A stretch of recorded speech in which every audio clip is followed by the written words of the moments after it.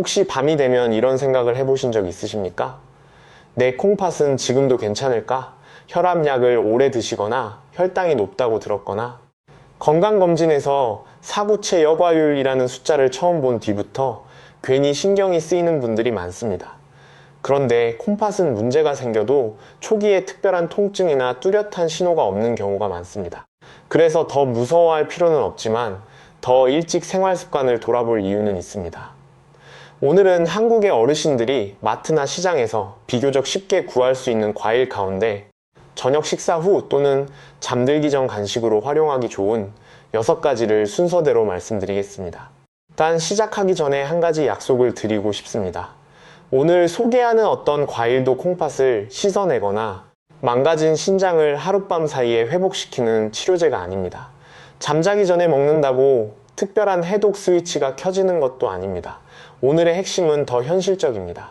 늦은 밤과자, 빵, 짠 야식 대신 어떤 과일을 어떤 양으로 선택하면 전체 식습관을 콩팥에 조금 더 유리하게 바꿀 수 있는지, 그리고 이미 만성 콩팥병이 있는 분은 무엇을 조심해야 하는지를 함께 보는 것입니다. 먼저 댓글로 알려주십시오. 지금 몇 살이시고 어디에서 이 영상을 보고 계십니까? 서울, 부산, 인천, 대구, 대전, 광주, 제주 또는 해외에서 보고 계신 분도 좋습니다. 같은 연령대의 분들이 어떤 지역에서 건강을 챙기고 계신지 서로 확인하는 것만으로도 큰 힘이 됩니다. 그리고 이런 식으로 과장하지 않고 이해하기 쉬운 건강 정보를 계속 받고 싶으시다면 구독 버튼을 눌러주셔도 좋습니다.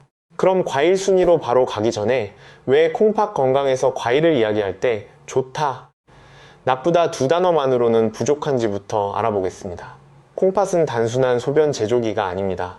혈액 속 노폐물과 여분의 수분을 조절하고 나트륨과 칼륨 같은 전해질의 균형을 맞추며 혈압 조절에도 관여합니다. 그래서 콩팥 기능이 떨어지면 식품 하나를 평가하는 기준도 달라질 수 있습니다. 건강한 사람에게 좋은 과일이 혈중 칼륨이 높은 만성 콩팥병 환자에게는 양을 조절해야 하는 과일이 될 수 있습니다. 이 부분이 오늘 영상에서 가장 중요한 안전장치입니다. 과일은 자연식품이니까 많이 먹을수록 좋다. 이 생각은 특히 콩팥 질환이 있는 분에게는 맞지 않을 수 있습니다. 미국 국립당뇨병 소화기신장질환연구소는 만성 콩팥병이 진행할수록 개인의 영양 요구가 달라지고 칼륨과 인, 나트륨, 수분 섭취를 사람마다 다르게 조절해야 할 수 있다고 설명합니다. 혈중 칼륨이 높다면 낮은 칼륨 식품도 큰 양을 먹었을 때는 문제가 될 수 있습니다.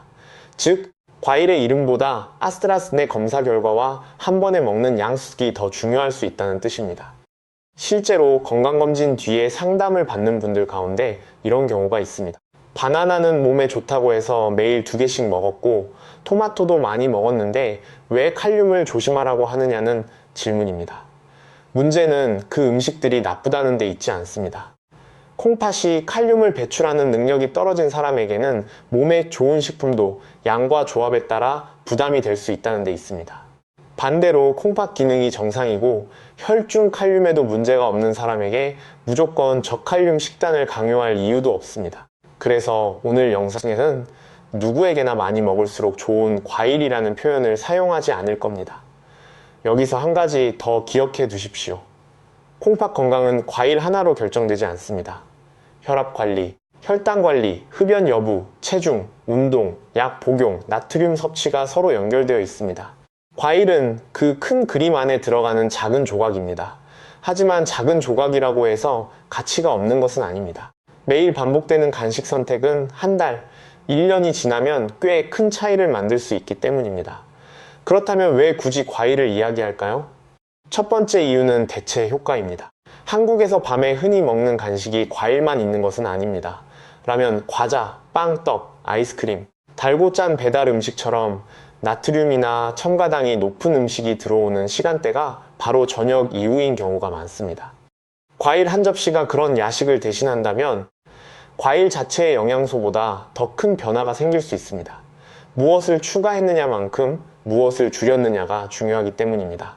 두 번째 이유는 식물성 식품이 전체 식단의 질을 바꿀 수 있기 때문입니다. 한국 성인을 대상으로 한 대규모 관찰 연구에서도 채소와 과일이 풍부한 식사 패턴은 새롭게 발생하는 만성 콩팥병 위험이 낮은 것과 연관되어 있었습니다. 다만 이런 연구는 연관성을 보여주는 것이지 특정 과일 하나가 신장병을 예방한다고 증명하는 것은 아닙니다. 바로 이 차이를 기억하셔야 합니다. 세 번째는 우리가 과일을 고를 때 칼륨만 볼 필요도 없다는 점입니다.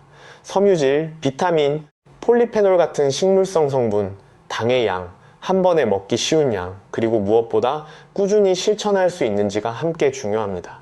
저는 오늘 이 6가지를 콩팥을 치료하는 순위로 소개하지 않습니다. 한국 어르신들이 저녁 간식으로 활용하기 쉽고 비교적 부담을 조절하기 쉬우며 전체 식사 패턴을 더 건강하게 만드는데 도움이 될 수 있다는 기준으로 순서를 정했습니다. 그리고 잠자기 전이라는 시간에 대해서도 오해가 없어야 합니다. 밤 10시에 먹었다고 해서 과일의 성분이 갑자기 콩팥으로 직행하는 것은 아닙니다. 오히려 자기 직전 너무 많은 음식을 먹으면 속이 불편하거나 야간뇨 때문에 잠을 자주 깨거나 혈당 관리가 어려워질 수 있습니다. 그래서 이 영상에서 말하는 자기 전은 베개에 머리를 대기 5분 전이 아니라 저녁 식사 이후부터 잠들기 1~2시간 전 사이에 필요하다면 선택할 수 있는 작은 간식 습관에 가깝습니다. 또 이미 투석을 받고 계시거나 의사에게 칼륨을 제한하라는 말을 들었거나 다리가 심하게 붓고 수분 제한을 하고 계신 분은 오늘 말씀드리는 양을 그대로 따라 하시면 안 됩니다. 콩팥 식단에는 모든 사람에게 똑같이 적용되는 한 가지 정답이 없기 때문입니다. NIDDK 역시 만성 콩팥병 단계와 검사 결과에 따라 식사 계획이 달라져야 한다고 설명합니다. 자, 이제 기준이 생겼습니다. 좋은 저녁 과일을 고를 때 우리는 4가지를 보겠습니다. 첫째, 한 번 먹는 양에서 칼륨 부담을 조절하기 쉬운가. 둘째, 주스가 아니라 통째로 먹어 섬유질을 함께 섭취할 수 있는가. 셋째, 달고 짠 야식을 대신하기 쉬운가. 넷째, 한국에서 구하기 쉽고 꾸준히 먹을 수 있는가. 이 기준으로 6번째 과일부터 시작하겠습니다. 6위는 딸기입니다. 아마 딸기가 콩팥에 특별히 좋은 약인가요? 라고 생각하실 수 있습니다. 아닙니다. 딸기를 선택한 가장 현실적인 이유 중 하나는 베리류가 일반적인 1회 섭취량 기준에서 상대적으로 낮은 칼륨 과일 목록에 포함되기 때문입니다. NIDDK 만성 콩팥병 식사 자료에서도 베리류는 1회 제공량을 지켰을 때 낮은 칼륨 과일 범주에 포함됩니다. 하지만 여기서 중요한 단어는 딸기보다 아스트라스 1회 제공량입니다. 큰 그릇에 가득 담아 연유를 붓고 설탕을 뿌리고 달콤한 요거트와 시리얼까지 더한다면 이야기가 달라집니다. 콩팥 건강을 위해 선택한 과일이 순식간에 당이 많은 디저트가 될 수 있습니다. 저녁에 입이 심심할 때는 깨끗이 씻은 딸기 몇 알을 작은 접시에 덜어 천천히 드셔보십시오. 가능하면 연유나 설탕 없이 그대로 먹는 것이 좋습니다. 당뇨병이 있다면 과일도 탄수화물이라는 사실을 잊지 말고 본인의 식사 계획 안에서 양을 정해야 합니다. 딸기의 장점은 화려한 해독 효과가 아닙니다. 양을 눈으로 확인하기 쉽고 짠 과자나 달콤한 빵을 대신하기 쉽다는 점입니다. 결국 콩팥을 위한 식습관은 특별한 한 번보다 이런 작은 교체가 반복될 때 의미가 생깁니다. 그런데 오이과일은 딸기와 전혀 다른 이유로 들어왔습니다. 한국 가정의 냉장고에서 아주 흔하게 볼 수 있고 많은 분이 이미 먹고 있지만 한 번에 너무 많이 먹기 쉬워서 오히려 양이 핵심이 되는 과일입니다. 바로 다음 순서에서 그 과일을 말씀드리겠습니다. 앞에서 말씀드린 딸기가 양을 조절하기 쉬운 저녁 간식이라는 점에서 의미가 있었다면 지금부터 소개할 과일은 조금 다릅니다. 많은 분이 몸에 좋다는 이유로 한번 먹기 시작하면 손을 멈추기 어려운 과일입니다. 특히 가을이 되면 한국 가정의 식탁에서 정말 자주 볼 수 있지요. 5위는 포도입니다. 포도를 드실 때 한번 생각해 보십시오. 처음에는 5알만 먹으려고 했는데 텔레비전을 보면서 한 송이를 옆에 두고 먹다 보면 어느새 절반이 사라져 있는 경우가 있습니다. 포도 자체가 나쁜 것은 아닙니다. 오히려 미국 국립신장재단은 포도를 적절한 양으로 섭취할 경우 저칼륨 식단에서 선택할 수 있는 과일 가운데 하나로 소개하고 있습니다. 예를 들어 포도 반 컵 정도가 하나의 기준이 될 수 있습니다. 하지만 이것은 모든 만성콩팥병 환자에게 동일하게 적용되는 처방이 아니라 혈액 검사와 신장 기능에 따라 달라져야 합니다. 여기서 중요한 사실이 하나 있습니다. 콩팥 건강을 생각할 때 우리는 자꾸 이 음식에 칼륨이 몇 밀리그램 들어있을까만 계산하려고 합니다. 물론 칼륨은 중요합니다. 하지만 실제 식탁에서는 얼마나 쉽게 과식하는 음식인가도 똑같이 중요합니다. 낮은 칼륨 식품도 2배, 3배의 양을 먹으면 총 섭취량은 커질 수 있기 때문입니다. NIDDK 역시 저칼륨 식품이라도 많은 양을 먹으면 섭취하는 칼륨의 총량이 증가할 수 있다고 설명합니다. 그래서 저녁에 포도를 드신다면 한 송이를 식탁 위에 그대로 올려놓지 마십시오. 먼저 작은 그릇에 먹을 만큼만 덜어 놓는 것이 좋습니다. 이 아주 단순한 행동 하나가 생각보다 중요합니다. 한 알씩 천천히 먹으면 과자 한 봉지를 뜯거나 달콤한 빵을 먹는 습관을 대신하기도 쉽습니다. 그리고 가능하다면 포도 주스보다는 생포도를 선택하십시오. 왜 그럴까요? 많은 분이 어차피 같은 포도인데 주스로 마시면 더 편하지 않느냐고 생각합니다. 하지만 통과일은 씹는 과정이 있고 섬유질도 함께 섭취합니다. 반면 주스는 짧은 시간 안에 훨씬 많은 양을 마시기 쉽습니다. 특히 혈당 관리가 필요한 분이라면 이 차이를 가볍게 생각해서는 안 됩니다. 대규모 전향적 연구에서는 포도를 포함한 일부 통과일 섭취가 제2형 당뇨병 위험이 낮은 것과 연관된 반면 과일 주스 섭취는 반대 방향의 연관성을 보였습니다. 이거 역시 특정 과일이 당뇨병을 예방한다는 뜻은 아니지만 통과일과 과일 주스를 같은 음식으로 생각해서는 안 된다는 점은 보여줍니다. 이 점이 콩팥 건강과도 연결됩니다. 당뇨병과 고혈압은 만성 콩팥병과 매우 밀접하게 연결되어 있기 때문에 콩팥을 생각한다면 단순히 신장에 좋은 성분만 찾을 것이 아니라 혈당과 혈압을 관리하는 전체 식습관을 함께 봐야 합니다. 그러니 저녁 포도의 진짜 장점은 포도가 콩팥을 청소해 준다는 데 있는 것이 아닙니다. 그런 일은 없습니다. 포도를 적당한 양의 통과일로 먹고 그 선택이 밤마다 먹던 짠 스낵이나 지나치게 달콤한 디저트를 대신한다면 그 변화가 전체 식습관을 조금 더 나은 방향으로 움직일 수 있다는 것입니다. 하지만 여기서 잠깐, 만약 오늘 밤 포도를 먹었다고 해서 새벽 사이에 크레아티닌이 떨어지거나 사구체여과율이 좋아질 것이라고 기대한다면 그것은 우리가 오늘 이야기하는 건강관리와 완전히 다른 이야기입니다. 콩팥 기능은 그렇게 하루아침에 음식 하나로 바뀌는 것이 아닙니다. 우리가 만들어야 하는 것은 기적이 아니라 반복 가능한 선택입니다.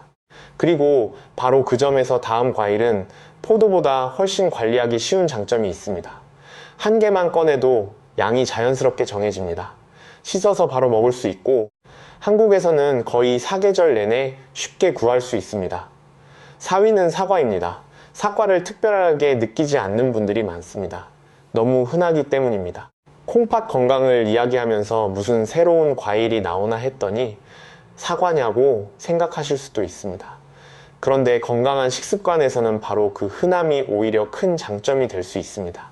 아무리 영양학적으로 흥미로운 과일이라도 구하기 어렵고 비싸서 한 달에 한 번 먹는다면 생활 습관이 되기 어렵습니다.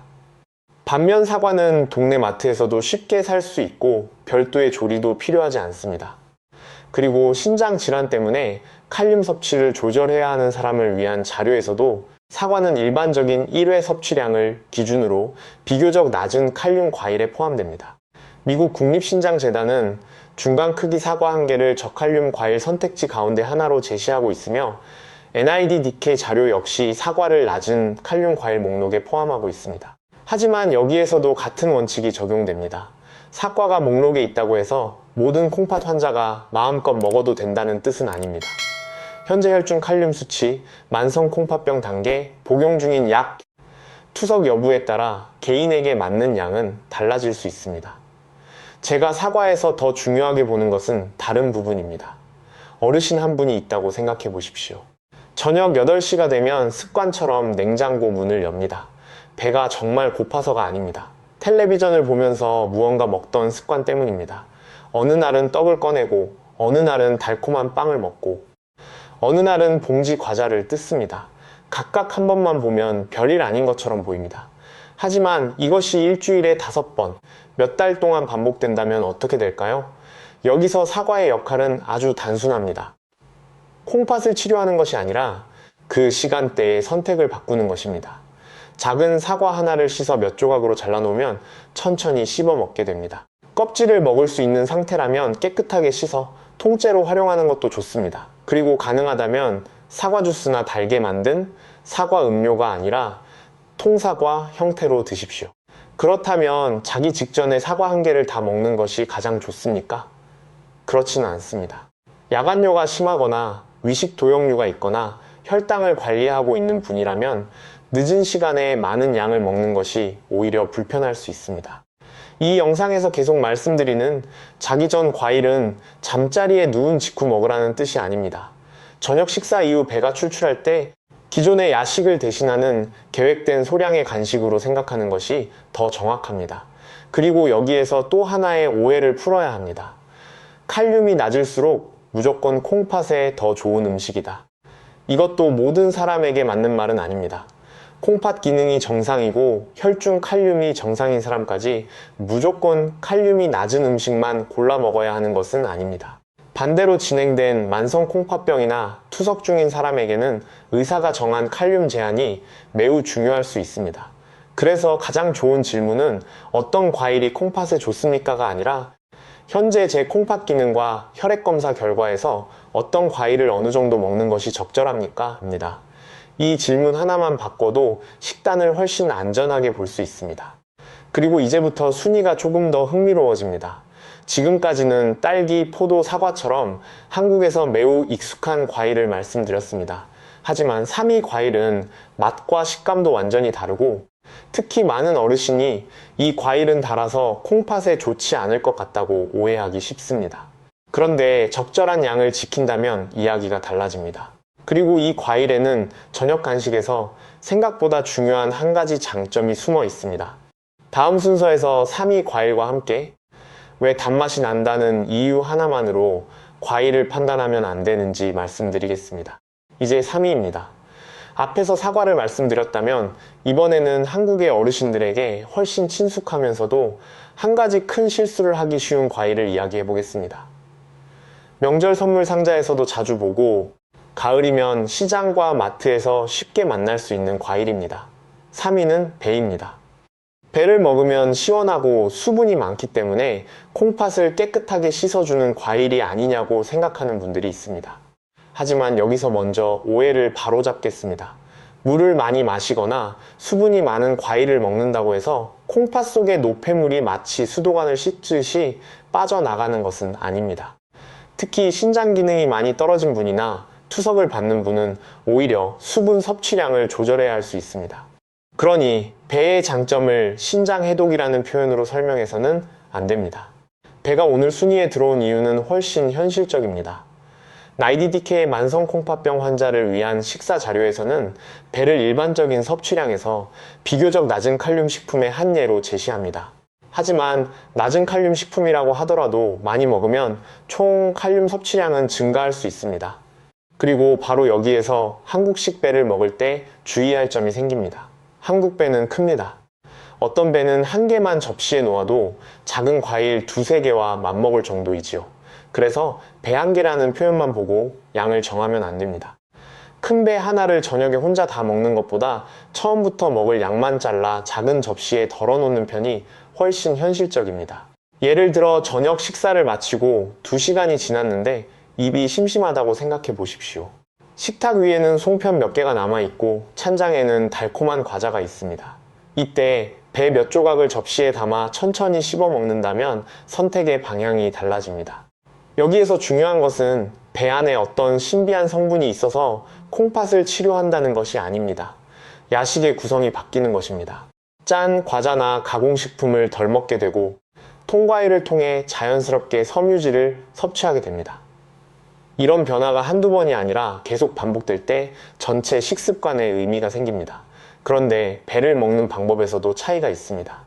배를 갈아서 즙으로 만들거나 설탕이나 꿀을 많이 넣은 배 음료를 마시는 것과 생배를 천천히 씹어 먹는 것은 같은 식습관이라고 보기 어렵습니다.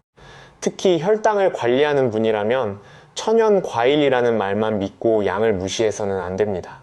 과일에도 탄수화물이 들어있기 때문입니다. 그리고 밤에 화장실을 자주 가는 분은 더욱 주의하십시오. 자기 직전에 큰 배를 많이 먹고 물까지 많이 마신 뒤 콩팥에 좋으니까 괜찮겠지 라고 생각한다면 오히려 잠을 방해할 수 있습니다. 오늘 영상에서 말하는 저녁 과일은 무조건 취침 직전에 먹는 음식이 아닙니다. 저녁 식사 후 배가 출출할 때 기존의 야식을 대신하기 위한 작은 선택이라고 생각하시면 됩니다. 이 차이를 이해하면 제목에 자기 전이라는 표현 때문에 과식을 하는 실수를 피할 수 있습니다. 그리고 이미 의사에게 수분이나 칼륨 제한을 받았다면 배 역시 예외가 아닙니다. 혈액 속 칼륨을 적절히 조절하는 것은 콩팥의 중요한 역할이며 신장 기능이 떨어진 경우 칼륨 제한이 필요한 사람도 있지만 그렇지 않은 사람도 있습니다. 개인의 혈액 검사 결과와 치료 상태에 따라 식사 계획이 달라져야 합니다. 그래서 기억하실 것은 간단합니다. 배가 좋으니까 많이 먹는 것이 아니라 나에게 맞는 양의 통과일을 기존의 덜 건강한 야식 대신 선택하는 것입니다. 그런데 이제 2위부터는 조금 다른 이야기를 하겠습니다. 지금까지 소개한 과일들의 중요한 기준 중 하나가 한국에서 얼마나 쉽게 구할 수 있느냐였다면 다음 과일은 예전에는 특별한 날에나 먹는다는 느낌이 있었지만 지금은 대형마트와 동네 마트에서도 비교적 쉽게 볼 수 있습니다. 그리고 무엇보다 바나나나 오렌지만 떠올리며 칼륨을 걱정하는 분들에게 의외의 선택지가 될 수 있습니다. 2위는 파인애플입니다.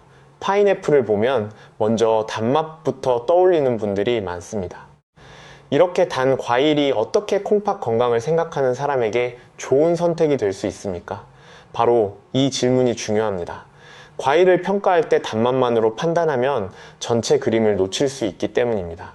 NIDK 자료에서는 파인애플 역시 일반적인 1회 섭취량을 기준으로 비교적 낮은 칼륨 과일의 한 예로 제시합니다.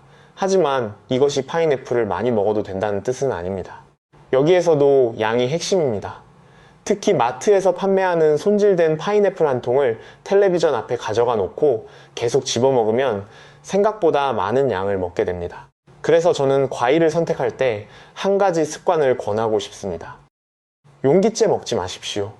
먹기 전에 작은 접시에 오늘 먹을 양만 덜어 놓으십시오. 이 작은 행동이 포도에서도 중요했고 파인애플에서는 더 중요합니다.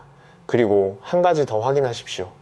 생파인애플인지 자체 주스에 담긴 제품인지 설탕 시럽에 담긴 통조림인지 확인해야 합니다. 같은 파인애플이라는 이름이 붙어 있어도 우리가 실제로 먹는 음식의 구성은 달라질 수 있습니다. 달콤한 시럽을 함께 먹는 것이 오늘 이야기하는 저녁 과일 습관의 목적은 아닙니다.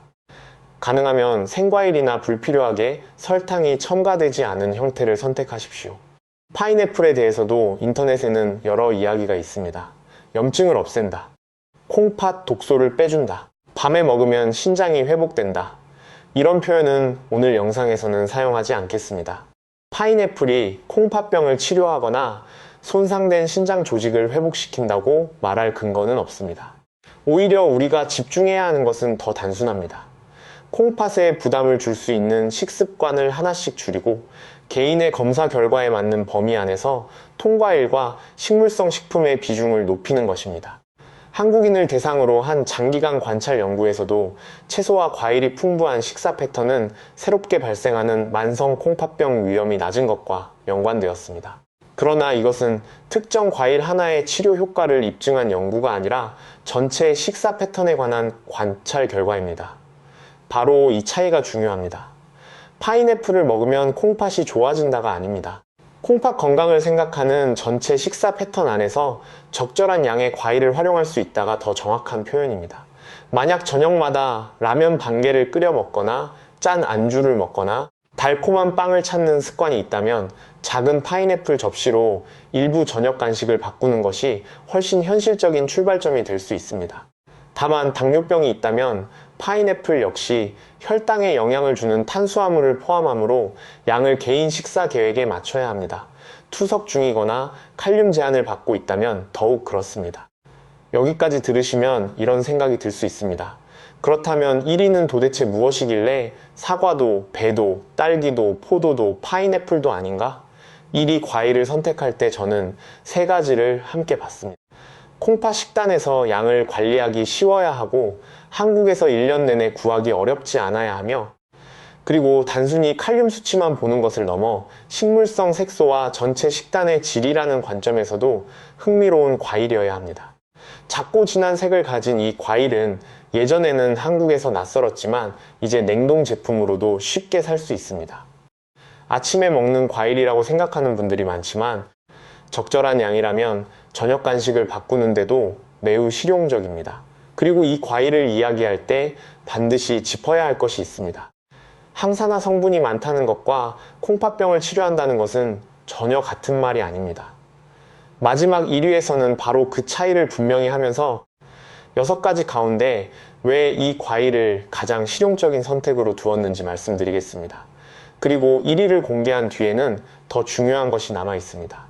오늘 소개한 6가지 중 무엇을 골라야 하는지, 밤에는 어느 정도가 적당한지, 그리고 어떤 분들은 이